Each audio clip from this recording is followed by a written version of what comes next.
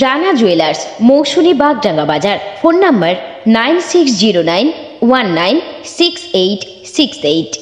আবার যোজনার উপভোক্তাদের কাছ থেকে কাটমানি নেওয়ার অভিযোগ তৃণমূল নেতার বিরুদ্ধে। তৃণমূলের কাটমানির জন্য কেন্দ্র আবাস যোজনা বন্ধ করেছে। তৃণমূলকে কটাক্ষ বিজেপির। বাঁকুড়া জেলার পাত্রসায়ের থানার বেলুট রসুলপুর গ্রাম পঞ্চায়েতের বামুনপাড়া গ্রামের বাসিন্দা লালটু বাগদি নামের এক আবাস উপভোক্তার কাছ থেকে 5,000 টাকা কাটমানি নেওয়ার অভিযোগ স্থানীয় এক তৃণমূল নেতা তুষারকান্তি মুখার্জির বিরুদ্ধে। সম্প্রতি আবাস নিয়ে কেন্দ্রের বঞ্চনার পর রাজ্য সরকারের একক প্রচেষ্টায় রাজ্যের 12 লক্ষ উপভোক্তাকে প্রথম কিস্তির টাকা দিয়েছে রাজ্য। সেই তালিকায় নাম রয়েছে বেলুট রসুলপুর গ্রাম পঞ্চায়েতের বামুনপাড়া গ্রামের বাসিন্দা লালটু বাগদির। অভিযোগ, লালটুর প্রথম কিস্তির টাকা পেতেই তার বাড়িতে যায় স্থানীয় তৃণমূল নেতা তুষারকান্তি মুখার্জি। উপভোক্তার দাবি, ওই তৃণমূল নেতা তাকে বলে সকলের কাছ থেকে 5,000 টাকা করে নেওয়া হয়েছে, তাই তাকেও দিতে হবে। উপভোক্তা আরও বলেন, ওই তৃণমূল নেতা বলেছে ভালোবেসে সবার কাছ থেকে টাকা নেওয়া হচ্ছে।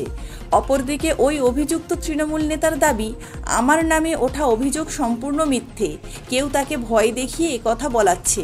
আবাস প্রকল্পে উপভোক্তারা যাতে কাউকে টাকা না দেয় সেই প্রচার বাড়ি বাড়ি গিয়ে করে এসেছেন তারা।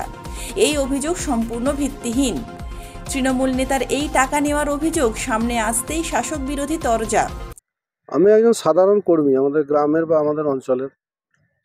এটা সম্পূর্ণ মিথ্যা। এই ধরনের কোনো ঘটনা ঘটতেই পারে না। কারণ গ্রামের মানুষ জানে তুষারকান্তি মুখার্জি গ্রামের মানুষের জন্য কতটা হেল্প করে বা কতটা পাশে থাকে, গ্রামের মানুষকে কতটা সহযোগিতা করে। এবং এছাড়াও দিদির করা বার্তা আছে, আবাসের থেকে কেউ কোনোভাবে কোনো দিক থেকে টাকা পয়সা নিতে পারবে না। এবং সেটা আমি বা আমরা যে সমস্ত আমাদের বুথের কর্মীরা আছি, আমরা বাড়ি বাড়ি বলে এসেছি। এটা হয়তো কোনো প্ররোচনায় পড়েছে বা কেউ ওকে জোর করে করাচ্ছে, এই ধরনের। আমার তো শত্রু থাকতে পারে, মানুষ তো শত্রুবিহীন নয়। এই ধরনের কোনো মানুষ ওকে করাচ্ছে, একদম ভিত্তিহীন, কোনো ভিত্তি নেই। সেইটা ও কি বলছে আর সবাই কি বলছে আপনারা সেটা দেখুন। ওর একার কথা তো কথা নয়, আরও তো মানুষ আছে গ্রামের, তারা কেউ কি বলছে সেটাও আপনারা দেখুন।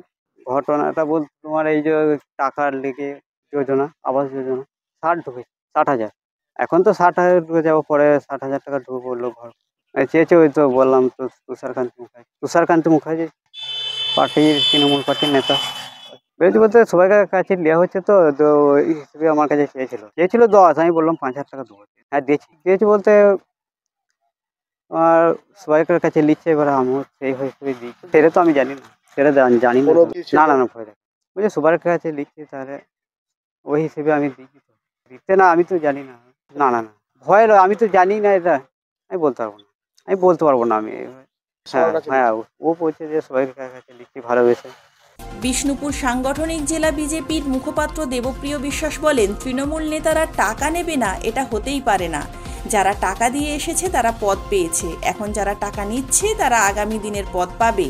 দেখুন, তৃণমূলের নেতা মানে তিনি টাকা খাবেন না এটা হতেই পারে না। যিনি 12 আনা 4 আনার ভাগ দিতে পারবেন তিনিই নেতা। এবার যারা দিয়ে এসছেন তারা পদ পেয়েছেন, যারা এবার দিতে শুরু করেছেন তারা পদ পাবেন আগামী দিনে।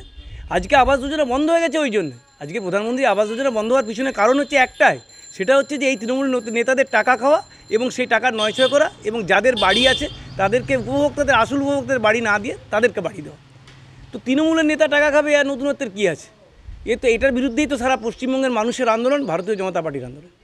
আগামী দিনে 26-এ এরা যখন এই সরকার থেকে চলে যাবে, তখন সত্যিকার উপভোক্তারা প্রধানমন্ত্রী আবাস যোজনায় একদম দুর্দান্ত বাড়ি পাবে, এই আমাদের দাবি, এবং আমরা নিশ্চিত করবো। আবাস যোজনায় যে টাকা আসছে, দিদি দিচ্ছেন, তাতে একটা বাড়ি হয়, এমনিতেই বাড়ি হয় না। তার উপর আবার নেতাদের পকেট ভরলে আপনি বুঝতে পারছেন যে সেই গরিব উপভোক্তার অবস্থাটা কোথায় যায়। এদের কারোর প্রতি কোনো দয়া মায়া কিচ্ছু নেই, এরা খালি নিজেদের পকেট ভরার জন্য আছে।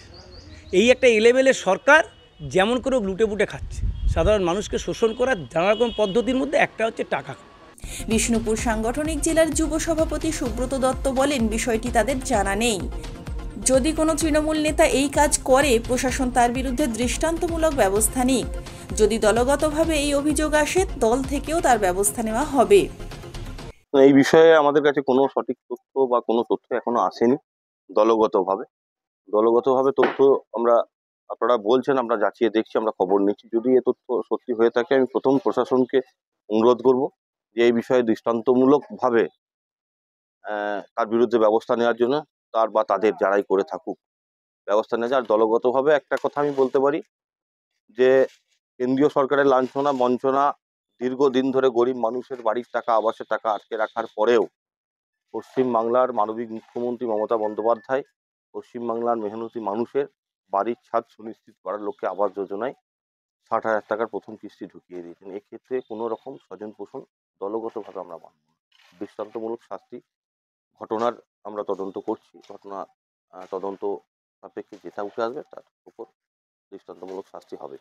বাঁকুড়া থেকে প্রান্তিক বাংলা নিউজ টিম। আপনি কি computer course, hotel management course, tailoring course, share মার্কেটের ট্রেডিং শিখতে চান?